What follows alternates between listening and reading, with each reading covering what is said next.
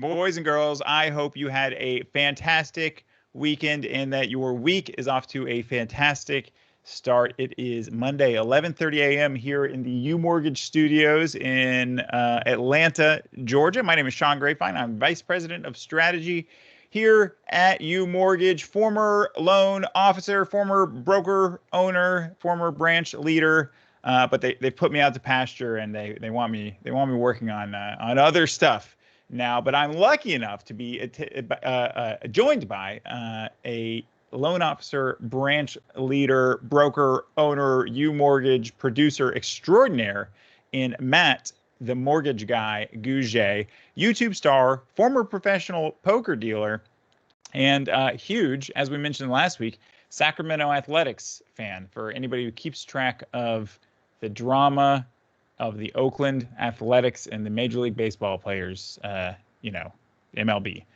So if you don't, then you don't know what I'm talking about, and if you do, you're probably bored by it by now. So we'll skip over that. How was your weekend, Maddie? It was pretty good.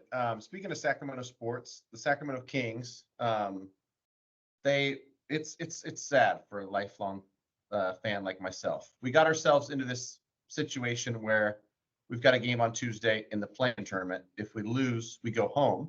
Sure.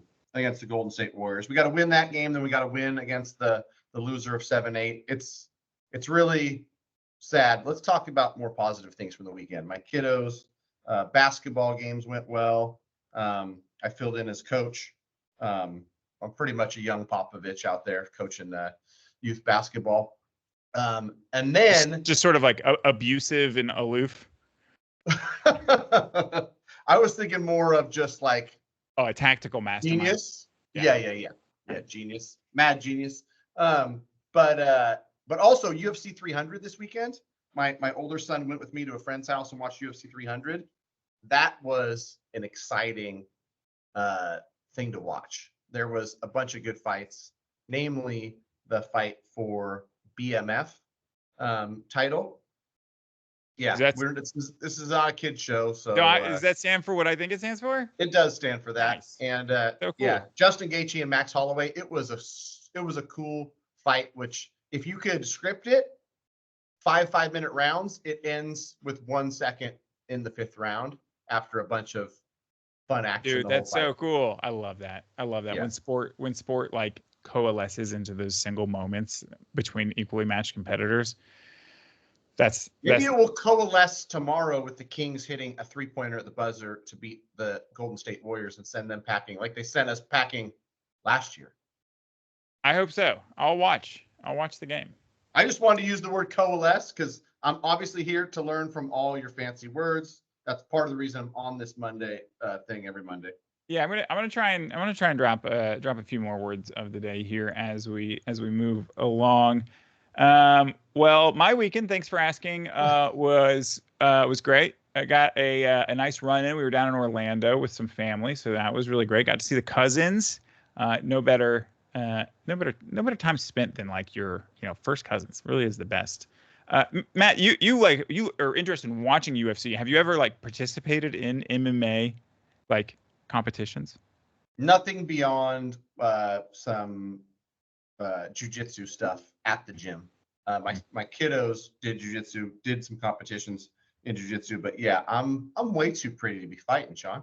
That's right. It's your only, you don't want to destroy your money-making asset there. So it's a good call. I'm sure you could. So how far, just out of curiosity too, you're spending time down in Florida with the cousins. How far is it from where you're at in Georgia to Orlando, Florida? It's like a 57-minute flight, but Sweet.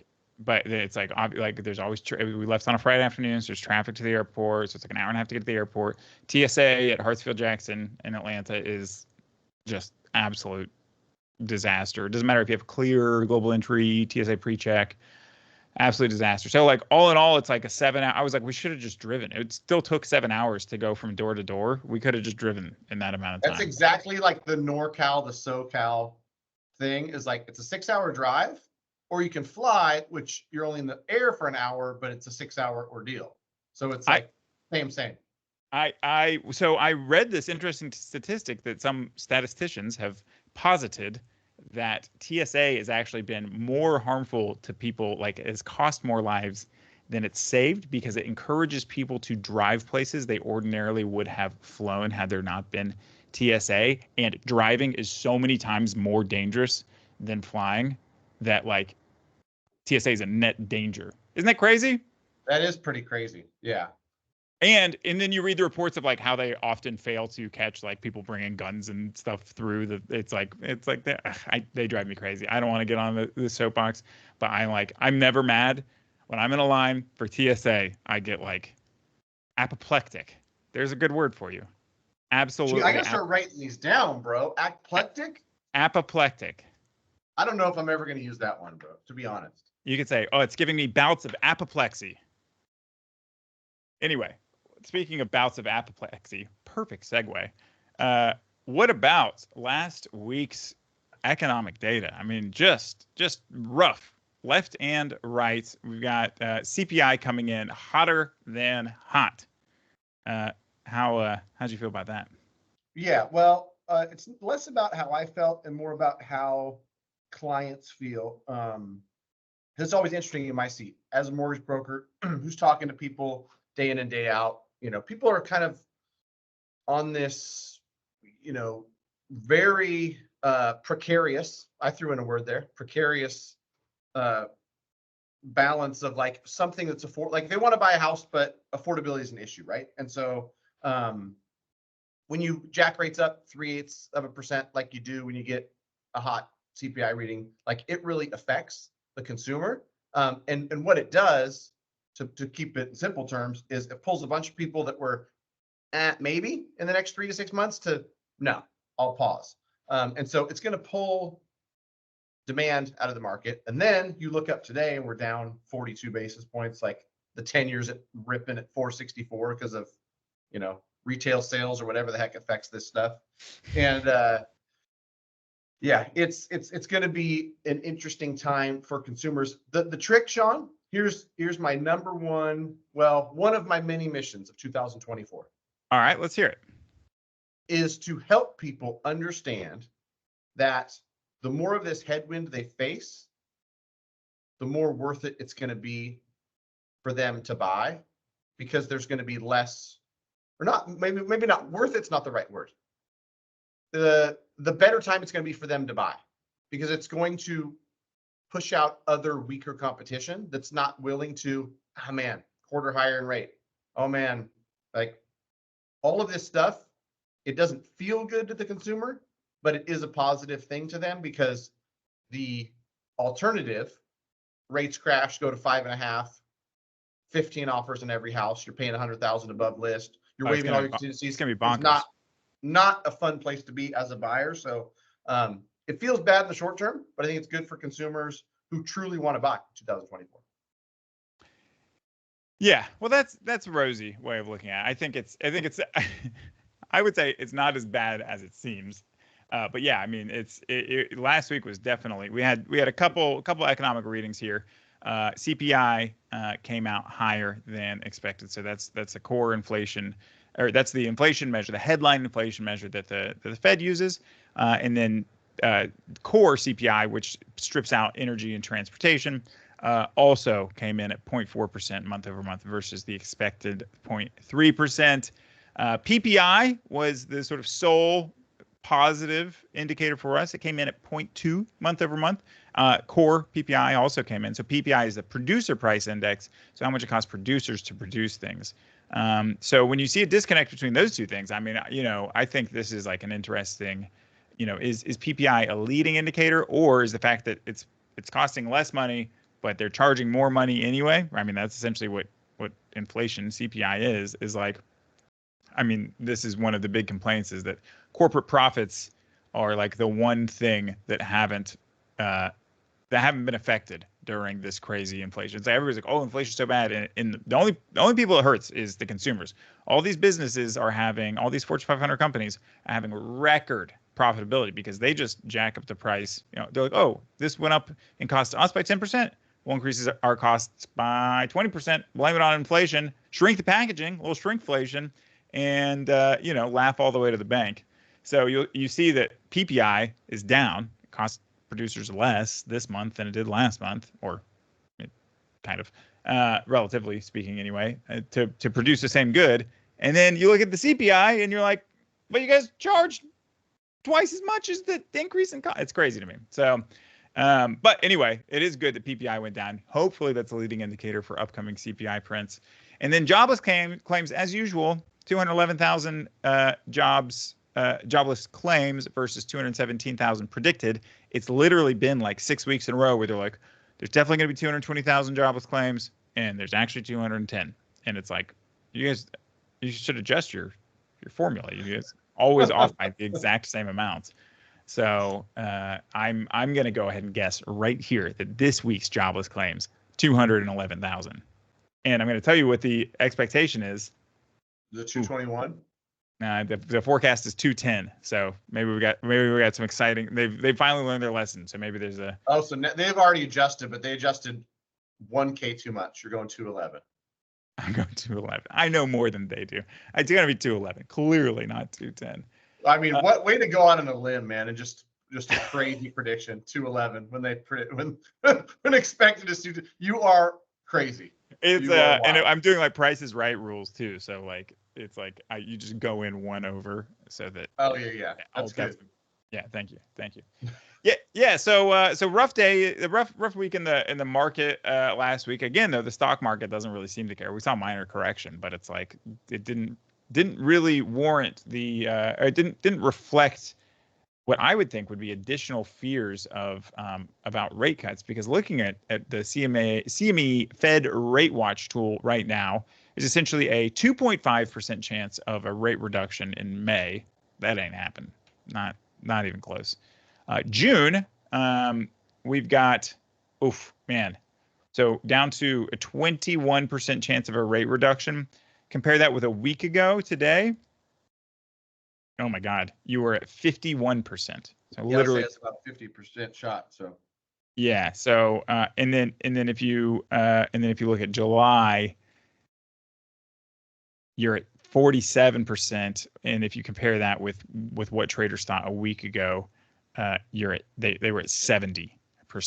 And if you look at like where it was a month ago, you were at basically 80% chance of a rate cut. So we're below a 50% chance of a rate cut going into July, and it's not until September where traders think there might be over a 50% chance, like a 65% chance of a rate cut. So certainly, they're asking new questions now. I didn't hear this until recently, but they're going from like, what is the probability of a rate cut to now like hike is on the table. What's your take on that?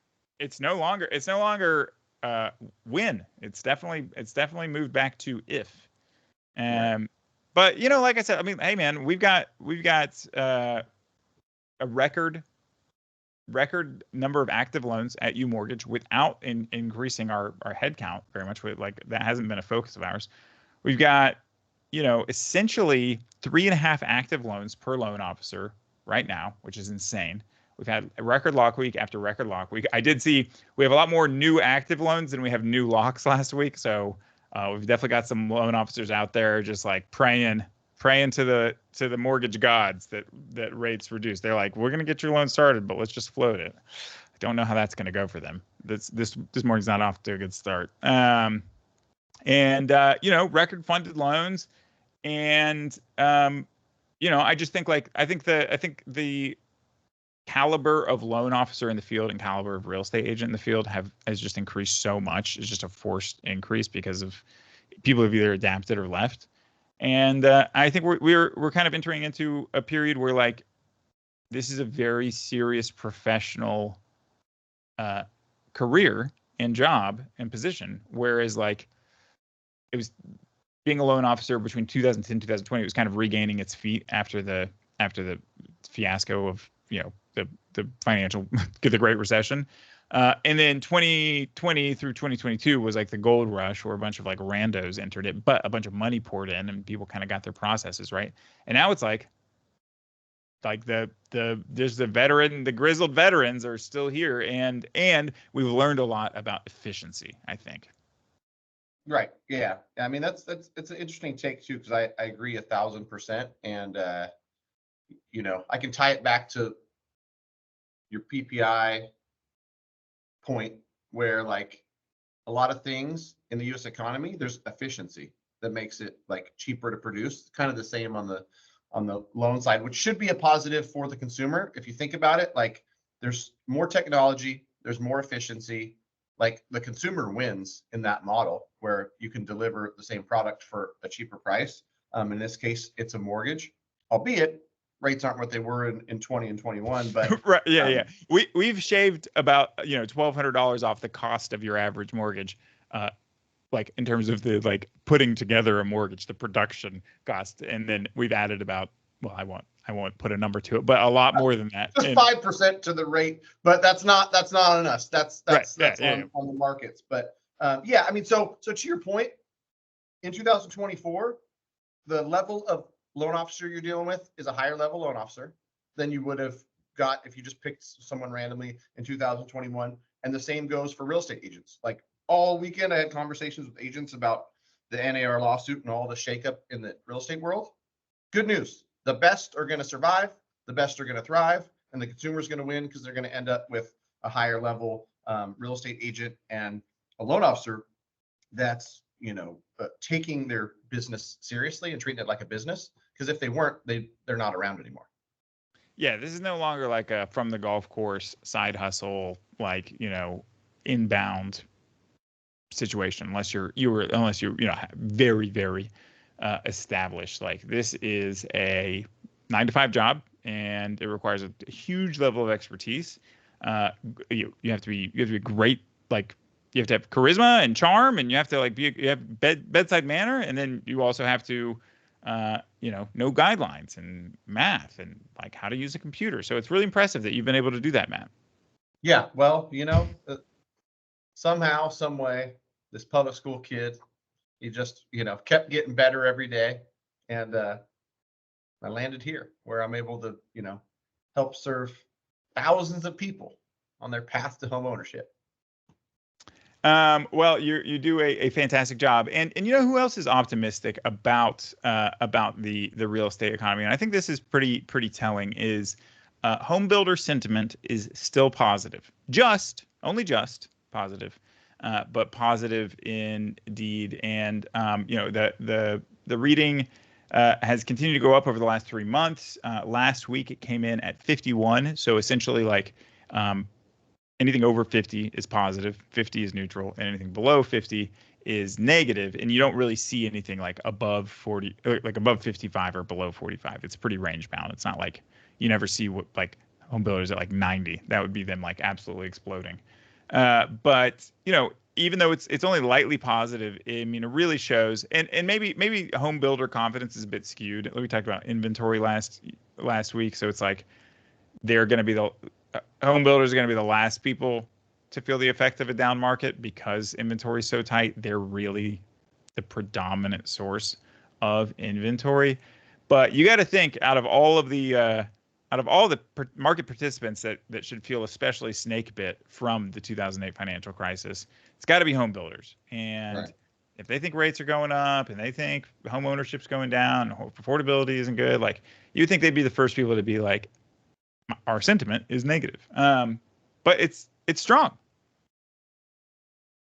Yeah, and it should be, right? Because even a dummy like me understands supply and demand, and there's they're not building any more land, and they're not there's only so many homes that can be built in any calendar year, and without pulling specific numbers, all the metrics from like the underbuilding that was done, like you'd have to overbuild by millions and millions for a decade to get into any sort of situation where there's like a flood of inventory that's going to pull prices down. So there's a reason new builders have like 30% market share in a lot of markets across the US, mine included.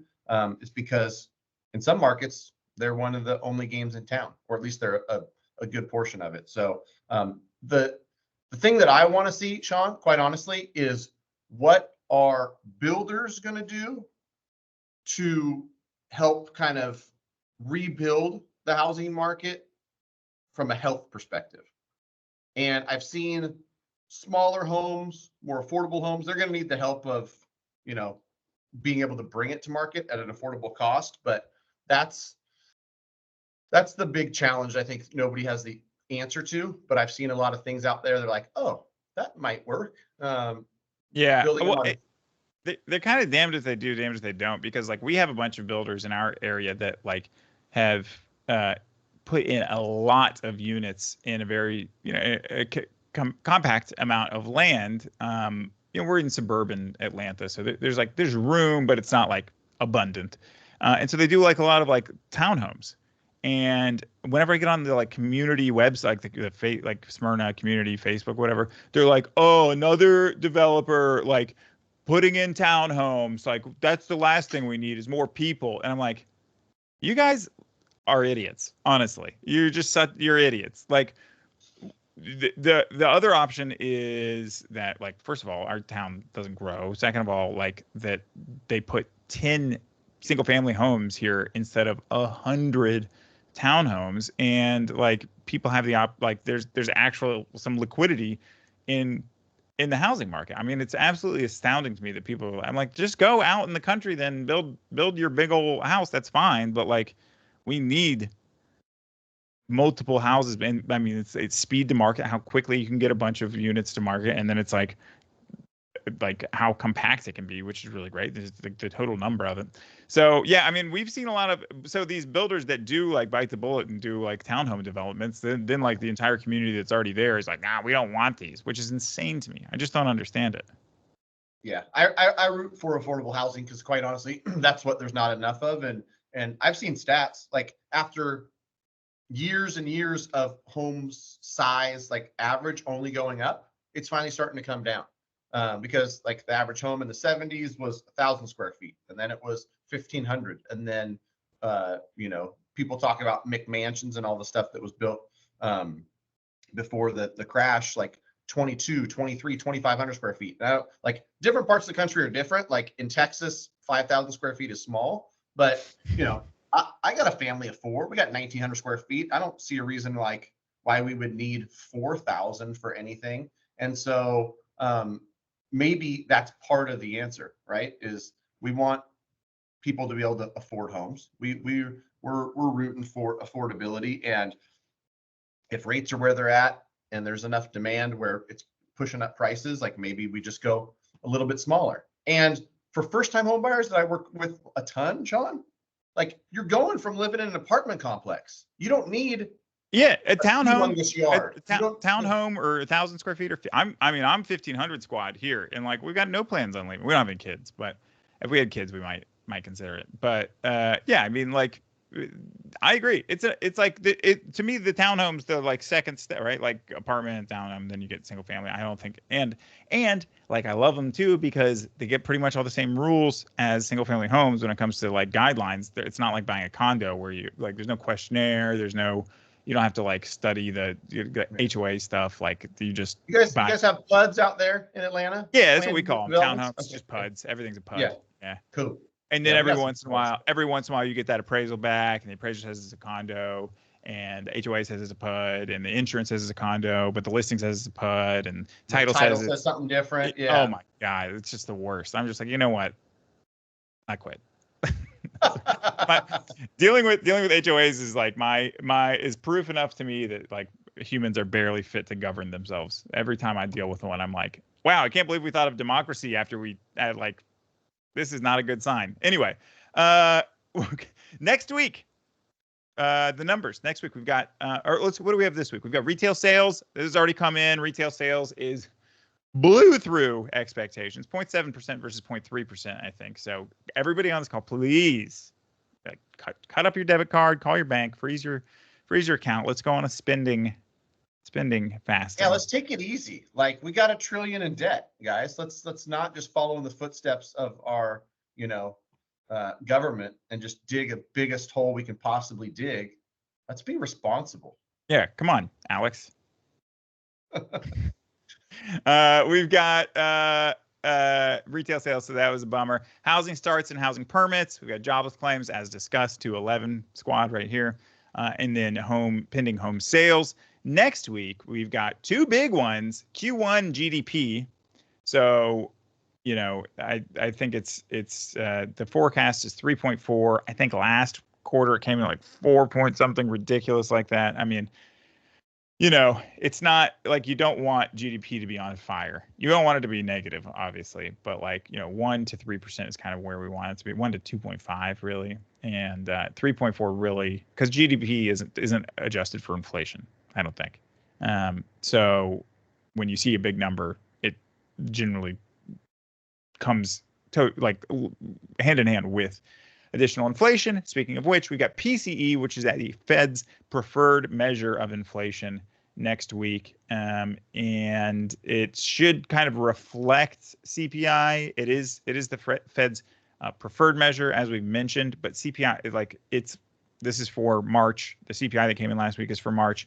So CPI has already told 80% of the story, and PCE and CPI usually tell a very similar story. So even though it's like the preferred metric, once you see CPI, you can sort of see where the story is going. But should be pretty big news week with those two numbers. Predictions. Inflation. Before I mean to interrupt you, but I'm going to forget if I don't say something. So while we're on the subject of inflation, I wanted to bring something up which was interesting. While at said Kings game on Friday night, where the Kings blew it against the Phoenix Suns, went with a financial advisor, a guy who's probably a lot smarter than me.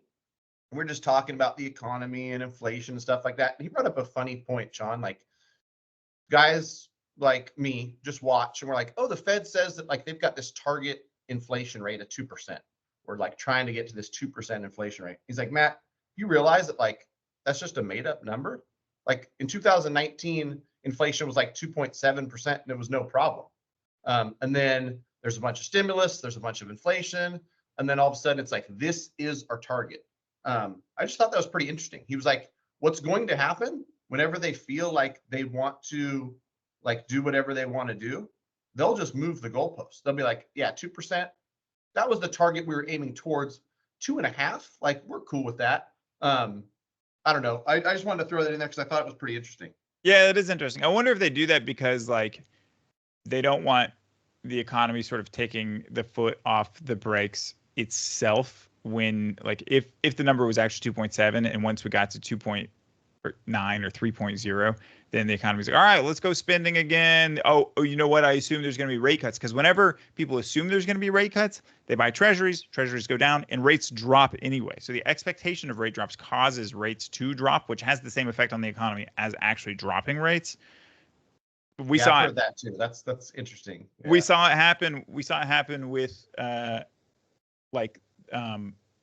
one of the reasons people have said this uptick in inflation has happened is because in December, when we saw inflation go down, rates came down a bunch. The cost of borrowing went way down. Everybody borrowed more, like corporations borrowed more money. Inflation went back up. So, wages went up, all that stuff. So I wonder if they do it so they're not like telegraphing too early.